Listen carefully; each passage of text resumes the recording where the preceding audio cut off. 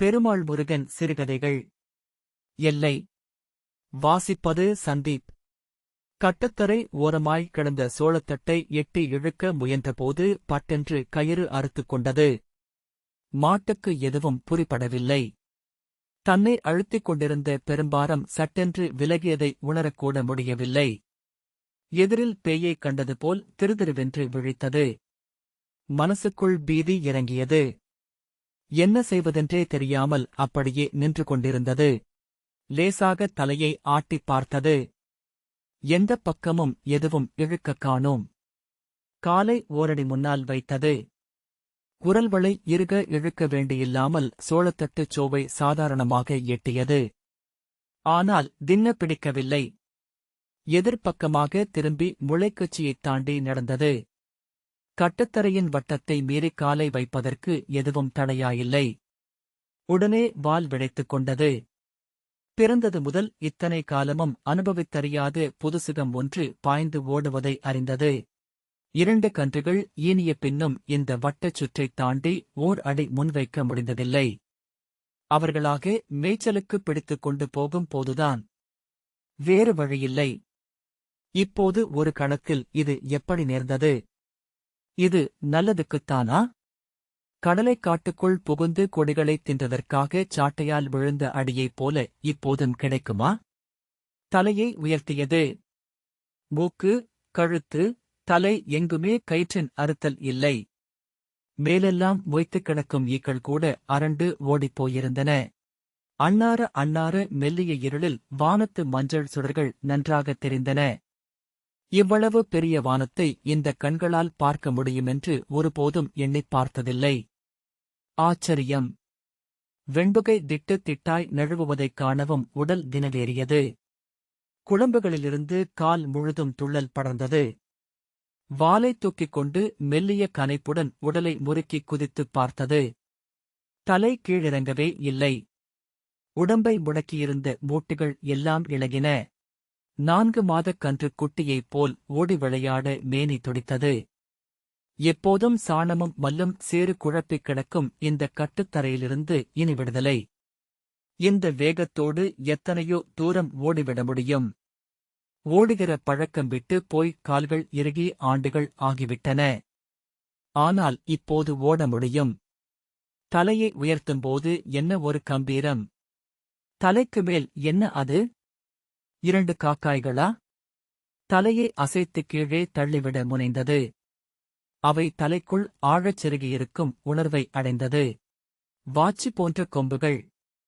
காடுகளில் அலைந்து திரிந்த தன் முன்னோர்களின் ஞாபகம் அதன் வழியாய் உட்புகுந்தது. காலைப் பிராண்டி கொம்புகளை மண்ணுக்குள் பாய்ச்சியது. எங்கும் புழுதிப் படலம். கனன்று பொசுக்கிவிடும் மூச்சு. பிராண்டல் சத்தம் கேட்டு கொட்டாய்க்குள் இருந்து பாட்டி விளக்கோடு வெளியே வந்தாள். மாடு நின்ற கோலத்தைக் கண்டதுமே கயிற்றை அறுத்துக் கொண்டது தெரிந்தது. விளக்கைத் தூக்கிப் பிடித்தாள். கழுத்திலோ மூக்கிலோ ஒன்றுமே இல்லாமல் மூளியாக நின்றது. கவுரு இத்துப் போச்சு. மாத்துனோ இந்த முண்டக் கிழவங்கிட்ட எத்தனை நாளாச்சொல்றன்? கேட்டானா? கட்டத்தரையில் இருக்கும் கயிறை அவிழ்த்து பிடித்துவிடலாம் என நம்பினாள். ஹோஹோ என்று சத்தம் கொடுத்து அமைதிப்படுத்த முயன்றாள். அவள் அசைவைக் கண்டதும் மாட்டுக்குக் காது விரைத்துக் கொண்டது. வெளிச்சம் வரவர ஓடத் தொடங்கியது. அது ஒன்றும் கஷ்டமாயில்லை. அன்றாடம் ஓடிப் பழகிய மாதிரி இவ்வளவு சுலபமா? ஓட்டம் என்று கூடச் சொல்ல முடியுமா? குதியாளம். ஒரே ஜோரில் வேலி மரத்தைத் தாண்டி அப்பால் போய்விட்டது. விபரீதத்தை உணர்ந்தாள் பாட்டி. அடே முத்து! இருட்டில் அவள் குரல் அலைந்தது. கொஞ்ச தூரத்தில் இருந்து பேட்டரி விளக்கு வெளிச்சம் அடித்தது. அதைக் கண்டதும் மேலும் உஷாராகி ஓடியது. ஓட்டச் சத்தத்தைத் தொடர்ந்த வெளிச்சம் மாடு அத்திக்கிச்சு து என்றபடி மாட்டை நோக்கி நகர்ந்தது. விளைத்து நின்ற கொம்புகளின் மினுமினுப்பைக் கண்டு குரல் நடுங்கியது. ஐயோ, மின்னால போவாத! அது சண்டக்காளையாட்டம் நிக்கிது. பின்னாலிருந்து பெண் குரலின் எச்சரிக்கை. எதையும் லட்சியம் செய்யாமல் மாடு ஓடத் தொடங்கியது. இப்போது சுற்றிலும் அங்கங்கே எரிந்துவிட முடியும் என்ற தினவு மாட்டுக்கு.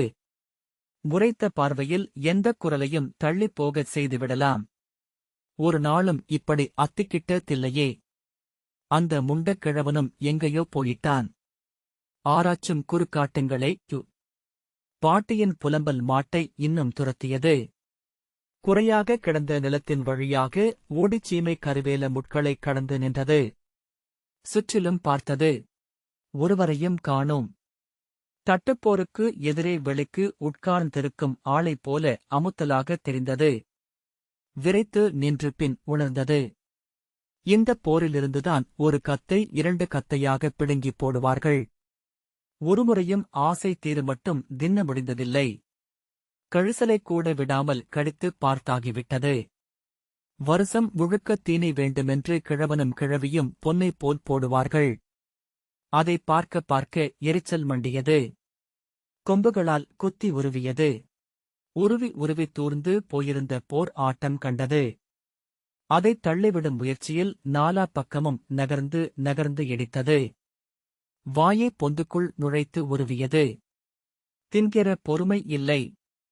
உருவிக் காற்றில் எரிந்தது. கொஞ்ச நேரத்தில் அதை தகர்த்துவிடுகிற வலு கிடைத்தது. அதே சமயம் போரின் மீது வெளிச்சம் விழுந்தது. சுவடு தெரிந்தது. மாடு தன் ஆர்ப்பாட்டத்தை நிறுத்திக் கொண்டது. வெளிச்சம் கூடியது. அவற்றின் கைகளில் தடிகள் இருப்பதும் ஓசையில் கேட்டது. தலையைக் குலுக்கி நுழைந்து ஓடியது. அதன் தாக்குதலுக்கு விலகி வழிவிட்டு வெளிச்சம் நகர்ந்தோடியது. அடேங்கப்பா! திப்புருன்னு ஓடுது. இது சிக்காது. மாட்டுனா கொடல உருவி எரிஞ்சிடும் போ. குரல்கள் எட்டா திசை வழியில் ஓடி மாடு இட்டேரிக்கரையில் நின்றது. எங்கும் அமைதி. பூச்சிக் குரல்கள் மெல்லக் கடித்தன. இட்டேரியை கடந்து காட்டுக்குள் ஓடிக்கொண்டே இருக்க விரும்பியது. ஒருமுறை கூட அதைக் கடந்ததில்லை. கிழவியின் அதட்டல் கேட்டது. இம் ஏறிக்கிட்டு போறையா? கால முறிச்சு புடுவம் பாத்துக்க. கால் தயங்கி நின்றது. இட்டேரிப் புற்களில் வாய் வைத்துக் குனிந்தது. சரசரப்பில் குழிமுயல் எழுந்து தாவியோடியது. சின்னச் சத்தம் கூட மாட்டை பயமுறுத்தியது. இந்தப் பக்கம் வேண்டாம். எதுவோ தன்னைத் துரத்தி வருவதாய் புலன்கள் அறிவித்தன. ஓட்டத்திசை மாறியது. செம்மாங்காட்டுப் பாறை பக்கமாய் அதே வேகத்தில் ஓட முயன்றது. கிழவி தலையில் அடித்துக் கொண்டாள். கொட்டாயைச் சுற்றிலும் அங்கங்கே நின்று கொண்டிருந்தவர்கள் பேசுவதைத் தவிர வேறேதும் செய்ய இயலாமலிருந்தார்கள். இந்த இருட்டுக்குள்ள எங்கேனு போய்த் தேடுவோம். முண்டையன் இந்நேரம் பார்த்து ஒழிஞ்சு போனானே. அது குதிரையாட்டம் ஓடுது. மனுஷனத் தூக்கி எரிஞ்சிரு மாட்டம் இருக்குது. அட மூக்கணாங் கவுருமில்ல. கழுத்துக் கவுருமில்ல. எப்படி பிடிக்கிறது? தாத்தா இப்படியா வச்சிருப்பாரு? கவுரு இத்துப் போயிட்டா மாத்திரதில்ல. கவுரோட இருந்தாலே மாட்டக் கையில பிடிக்க முடியாது. இது தங்குண்டியா நிக்கிது. எதிர்ல போறதுக்கே பயமா இருக்குது. இருட்டுக்குள்ள பிதுமாறு கெட்டாப்ல எங்க ஓடுதோ? கொல்லப்பட்டி பக்கமாத்தான் போச்சு. போர்ல திங்கரப்பா அப்படியே அமுத்திருக்கோணும். கும் அமுத்துவ. அது சீருது. கொட்டாய்க்குப் பின்பக்கம் மூச்சிறைக்கும் சத்தம் கேட்டது. ஓலையை முட்டித் தள்ளுகிற ஓசையும் ஓலைப் பொறுக்குகள் ஒடிந்து விழும் சத்தமும் இறைந்தன. அட இங்க பாரு மாடு. கொட்டாய்க்குப் பின்பக்கம் எல்லோரும் நகர்ந்தனர். மாடு அதே ஆக்ரோசத்தோடு நின்றது. ஆட்கள் சூழ்வதைக் கண்டதும் எகிரி முன்பக்கம் ஓடிக்கட்டுத்தரைக்கு வந்து நின்றது. தாழியை முகர்ந்து பார்த்தது.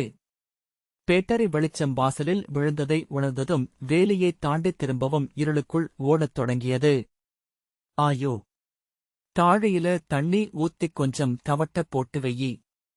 எங்கேயும் போவாது. இங்கதான் வந்தாவோனும் சின்னக் குரல் ஒன்று எகத்தாளமாய்க் கூறியது. அதற்குப் பிறகு எல்லோரும் கலைந்து போனார்கள். இந்த வாசிப்பை கேட்டதற்கு நன்றி.